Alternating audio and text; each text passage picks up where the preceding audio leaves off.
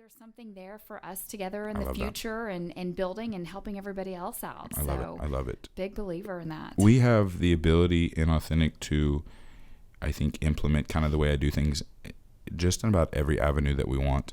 My desire is to stay in purpose. So when I start talking about like brand direction, it's definitely something that continues to, you know, stay vibrant for me and the way that I wake up every day and continue to be about it. Like I listen to a gentleman, Simon Sinek, that says like the infinite game. And this is my infinite game.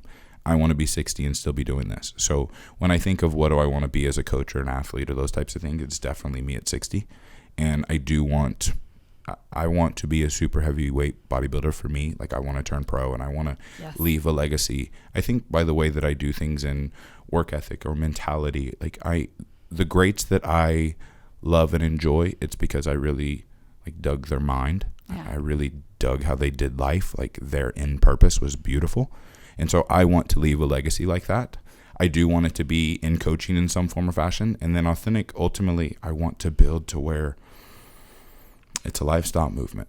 Yes. Authentic man is definitely something that's really important to me. Tell me a little bit more about that.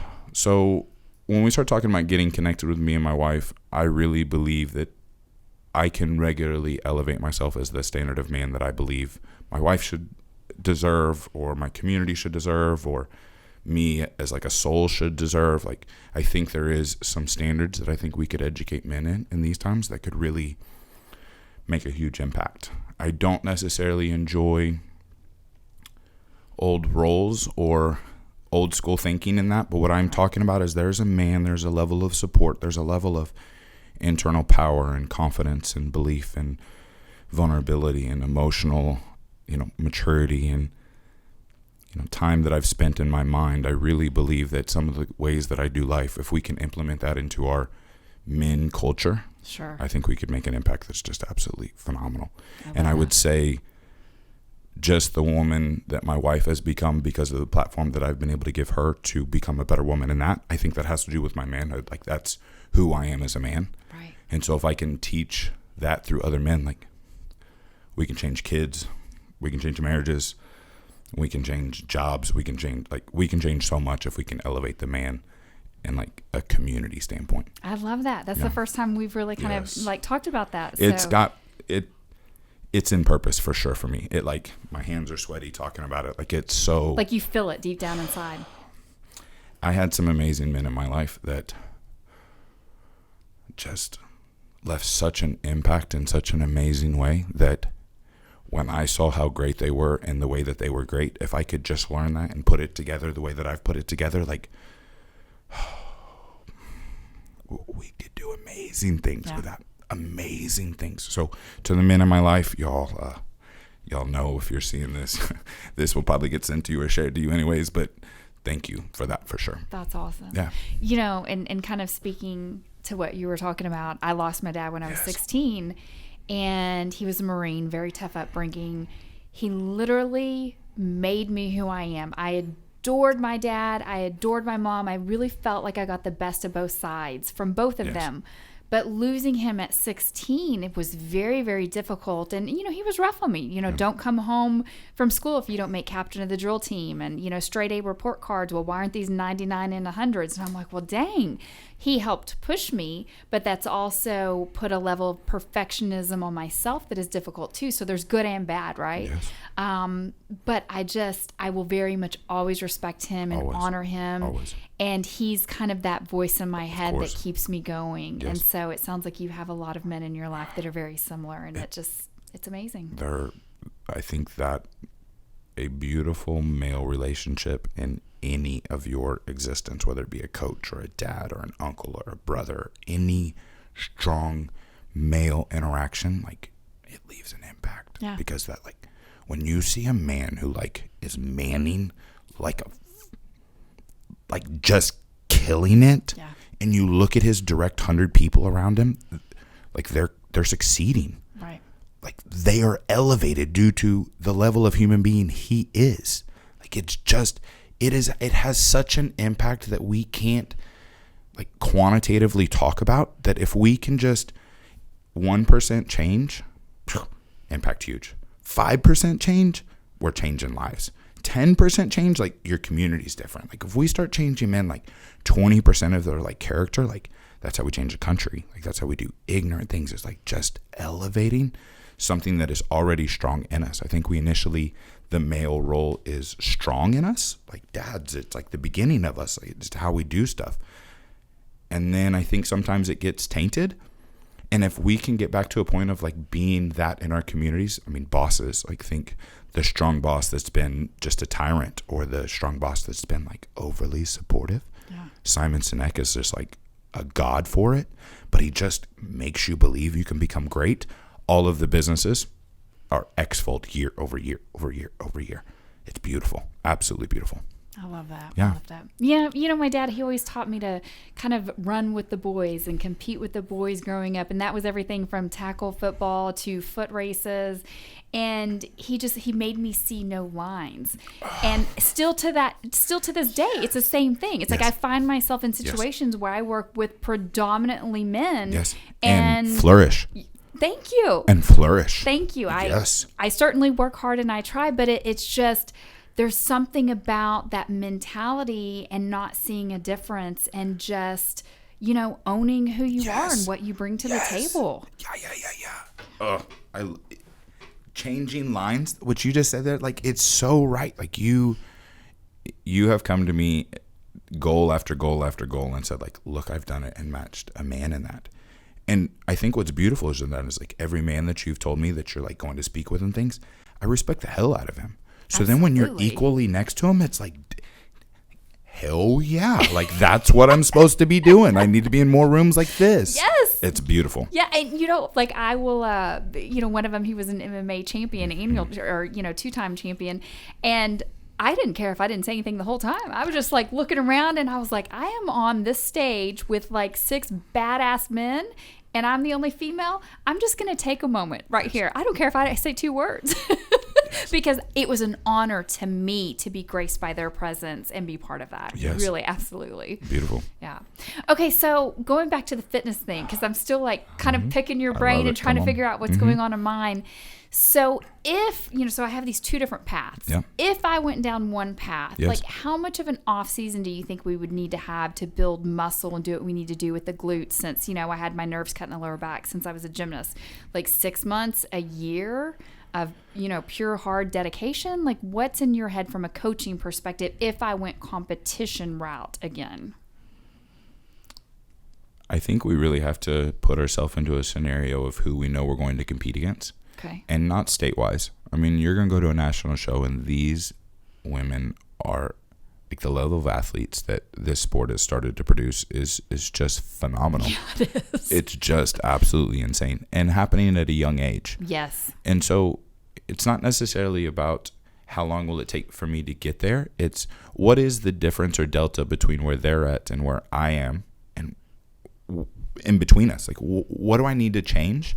And then we set a game plan of this is what needs to happen, and we evaluate regularly to see what progress is made. Okay. I'm not going to say a year and then we do 3 months of glute work and like we got some junk back there. Like then all of a sudden it's like, wow, we don't need a year because the progress we've made at this pace will get us there faster. But is age a factor? I mean, because no.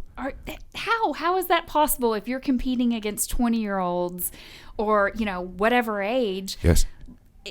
To me, in my head, and maybe this is a limiting belief that I need to get over, like from a fitness perspective, it's like age is a factor. Yes, I totally understand that. I think where I fully believe age is not a factor in what we're currently communicating from, equally just in bikini for you, is what is the difference between you and where you were at 20 or 22 or 23? You're probably a lot more organized. Right. You're probably a lot better at your time management. Okay. You probably have a lot clearer goals set. You probably have a better organization of the other things going on in your life. You're probably making money for yourself. Yeah. So you have the ability to be well more equipped through the process, excluding genetics or age or anything along those lines. So now you're banking on the younger person being able to do everything that you're able to do, and then genetics is what separates y'all. Right. And so they have to make up in work. They have to make up in discipline. They have to make up in regimen that you've put into your life for you to be successful at your age with mom and this business. Like, your daily habits, or willing to change your daily habits, is probably a lot higher than a younger athlete. Okay.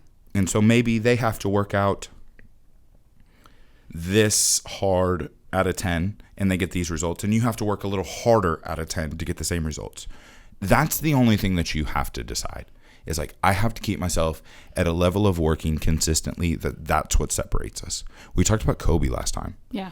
Like, he did 4 workouts a day. Yeah. After 3 years, someone who's doing 2 workouts, like, that 2 workout guy is never going to catch him. Right. And so if you're doing work that just separates you in the process, age isn't going to mean anything. Do you think, like, if I went that route, do you think that I have the heart and the work ethic and the determination and all those things?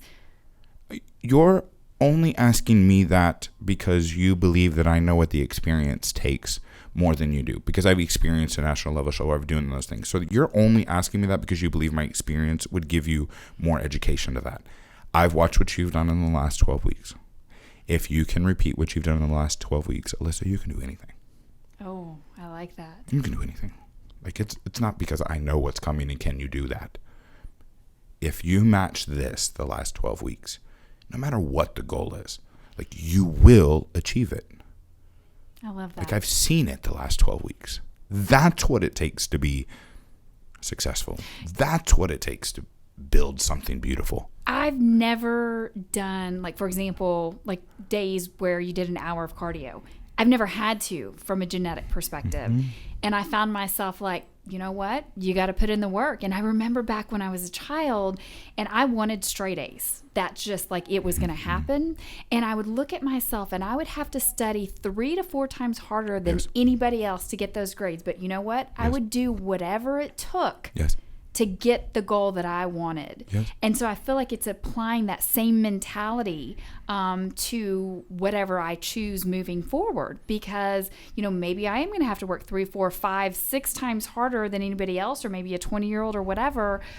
But if I'm willing to bring that and I have it up here, why not go for it? What's possible? Like, it really does open up that question. If you're willing to do whatever and you're open to whatever consequences come and the goals that are important to you, anything's possible. Yeah. You can do anything. I think I need to put a time limit on it to make a decision. I love that. Yeah, I think I do. I understand that. I think I have 2 weeks. I push it. Yes. Yeah. Nationals is in 6. So, yeah, you're definitely limiting your time if you want to go to Nationals. I love the timeline, but we might want to talk about that sooner. Yeah, we might want to make a decision tomorrow.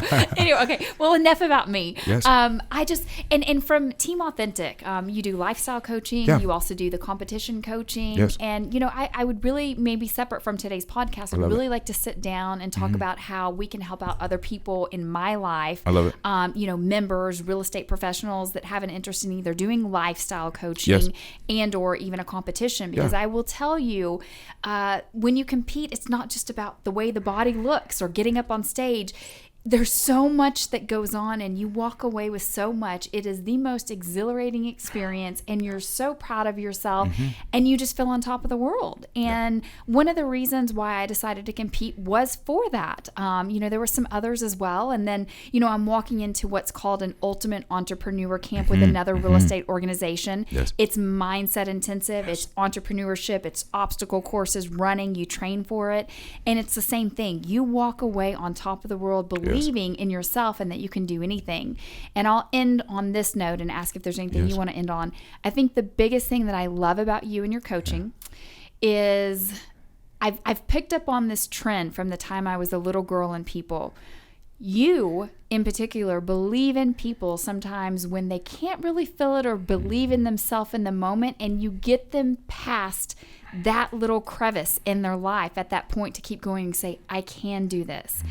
I've always been a person where I want to give that to somebody as well. So whether it's, you know, another female, somebody else that I meet, encouraging them, you know, even other competitors, I'm like, you look amazing, you can do this. I have a girlfriend, she's never competed before. She's recently lost 40 pounds.